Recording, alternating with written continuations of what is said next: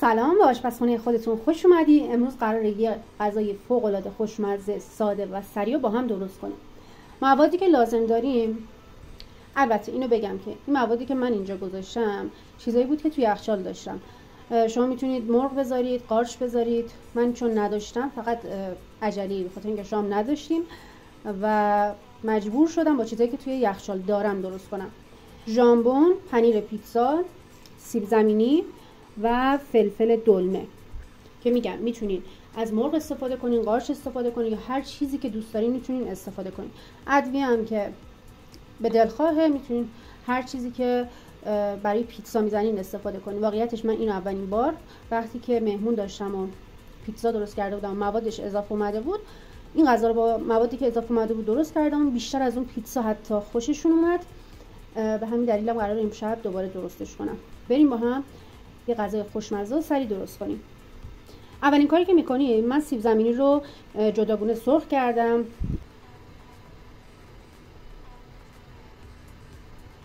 شما کمتر بریزید،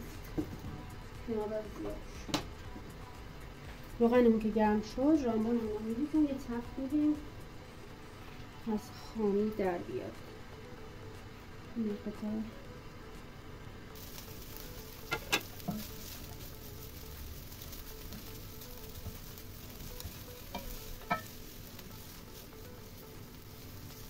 با رنده درشت رنده کردم.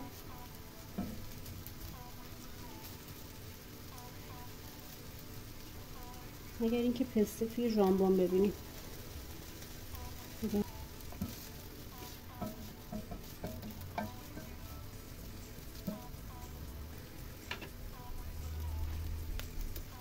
این فاصله که داره ژامبونمون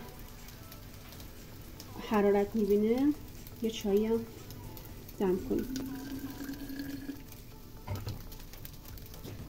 فصل زمستونه، وقتی از بیرون میاد ولی ما اینجوریه، فقط یه چایی، من چایی رو که میچسبه. اگه دوست داشتید حالتون با این کانال این ویدیو خوب بود، سابسکرایب کنید. باشه این چاییه، اینم هلش. این چایی که گیر کردیم دارم.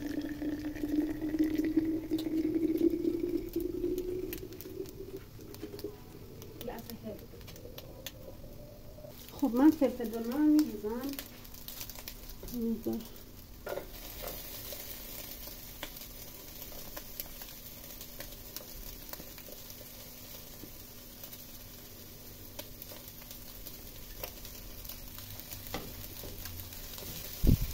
چه رنگی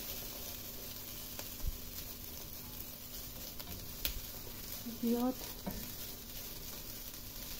نمیخوام حرارت بگیره، چون میخوام بذارمش توی فر با هم دیگه ترکیب بشن که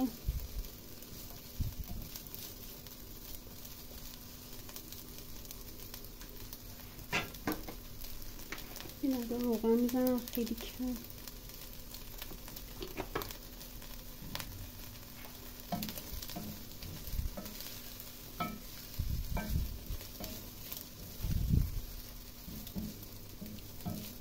به خلاقیت خودتون هم بستگی داره، میتونید یه چیزایی اضافه کنید که طعمش رو بهتر کنه.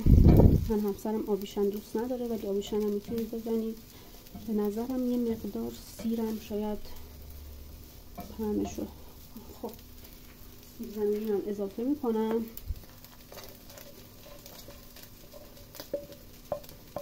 سیب زمینی رو از قبل سرخ کرده بودم.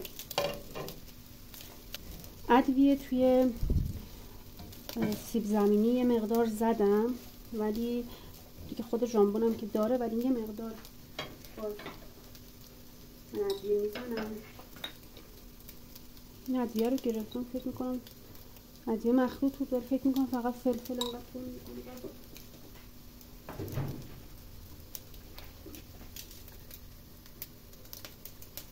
یه مقدارم موسی من میزنم.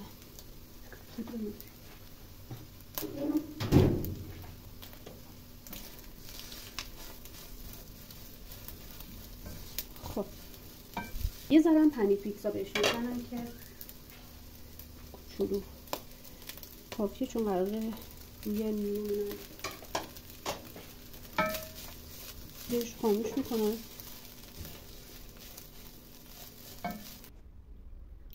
من فرمو روشن میکنم، بذارم رو حال پیتزا تا موادم آماده کنم، یه مقدار گرم بشه.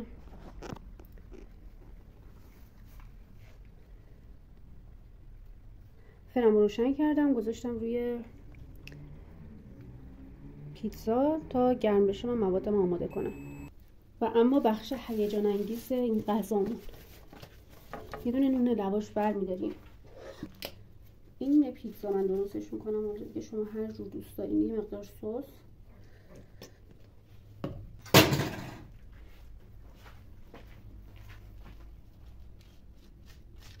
شاید اگه نونتون خشک بود میتونین آب اسپری کنین خیلی کم، در حدی که رطوبت بگیره. خب بعد پنیر پیتزا، اینا دل بخواه هر چقدر که دوست دارین.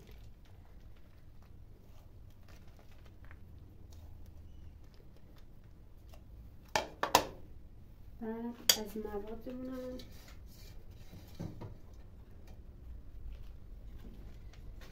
میریزیم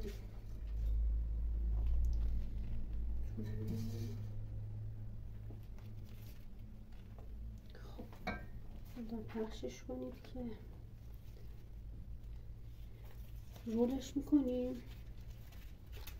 دوست داشتیم میتونیم اینجا هم ببندیم که موادتون نریزه.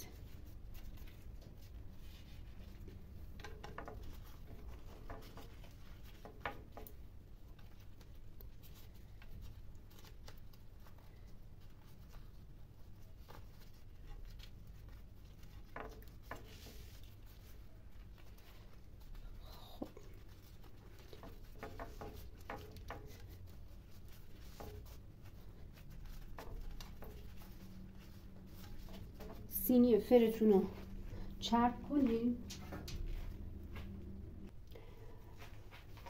من سینی فرمو چرب کردم، فویلم انداختم، میتونین نندازین. میایم اول دو قسمتش بکنم،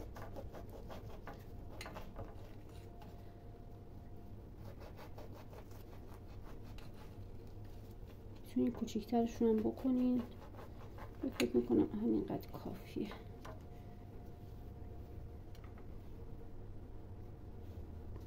اینا رو یه مقدار کوچیکترش کنم که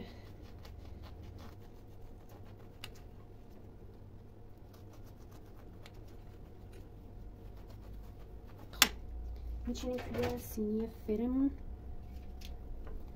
من نشونتون میدم چجوری شد.